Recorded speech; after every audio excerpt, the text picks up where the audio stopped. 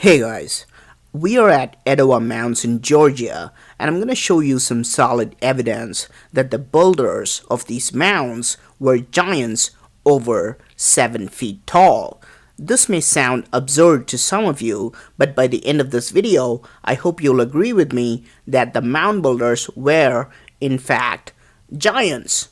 First, here's a sign inside the museum at Etowah Mounds. It reads, "When the Spanish came to Southeast, they found healthy people who were on average larger than Europeans.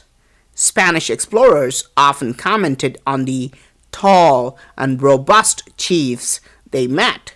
Their larger size may have been the result of privileged diet." Let's face it, this is official information from the state of Georgia placed at the Etowah Mounds Museum. The first line clearly says that the mound builders were larger than Europeans. But how large were they? If you look at books and eyewitness accounts from early European explorers, they mention the height as anywhere ranging from 7 to 14 feet, and they have repeatedly referred to mound builders as giants. This last line is thrown in there so that there won't be a public uproar. I have never heard of a privileged diet that can make human beings grow 7 to 14 feet tall. You can become fit or obese, but it is impossible to become a giant with privileged diet. Now, the average European at that time was 5'6", and let's assume the average mound builder was about 9 feet tall. This is how they would look together. I'm 5'6", and I'm standing next to a picture of a guy who was 9 feet tall. The big difference here is that this man is an isolated case in human beings, but there was an entire race of giant mound builders that Europeans encountered. Imagine how tiny Europeans would have felt while interacting with these giants. If Etowah Mounds were in fact built by giants, shouldn't archaeologists have unearthed at least a few gigantic skeletons somewhere in Georgia? Here's a newspaper clip that says a 14 feet giant skeleton was found not somewhere in Georgia, but exactly at Etowah Mounds. Etowah Mounds were called Tumlin Mounds before 1953. And this piece of news is not from a small local newspaper, but from New York Times, which was the equivalent of CNN at that time. But is it possible that this is just an erroneous piece of news published by mistake? No, if you look through older newspapers, there are not hundreds, but thousands of articles that talk about giant skeletons found in mounds all across the US. Now, if giant mound builders really lived in Etowah Mounds, this museum would display giant artifacts, right? Wouldn't the common items they used, like pots and pans, be larger than what regular people use? But we have a museum full of regular-sized artifacts. How is this possible? Here is a sign that explains it. It reads, "Artifacts from this display case or from surrounding local areas, but are not from Etowah Mounds." Here's another sign which says the same thing.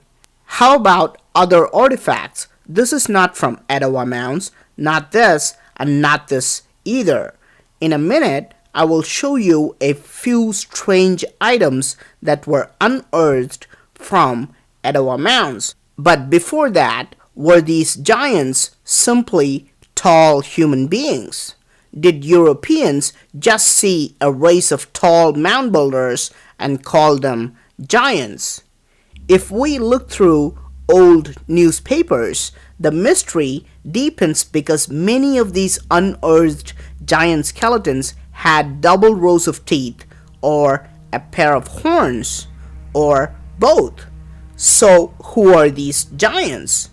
Are they Nephilim mentioned in the Bible, born as hybrids between gods and humans? One mysterious similarity around the world is that gigantic structures like the Pyramid of Giza in Egypt, Bhima Stove in India, and Stonehenge in England were all reportedly built by giants. And in the US, I've shown you Serpent Mound, Alligator Mound, and now Etowah Mounds.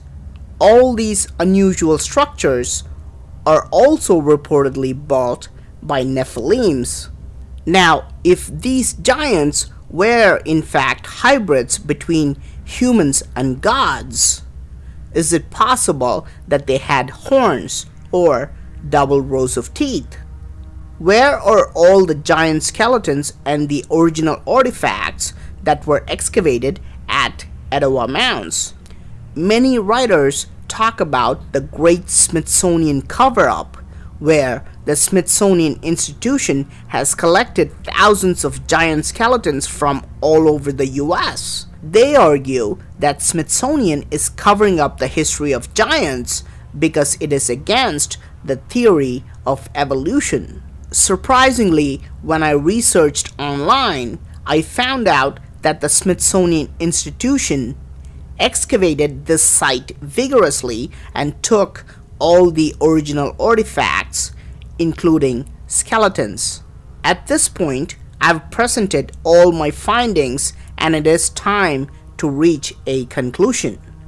So, what do you think? Do you think Etowah Mounds were built by giants and Smithsonian has a hold of these skeletons? If not, why put a sign saying that the mound builders were quote unquote tall and robust? And why have a museum that does not house most artifacts excavated here? And what about this newspaper clip that clearly says a 14 feet giant skeleton was unearthed from Etowah Mounds? Please do let me know your opinion. Thank you for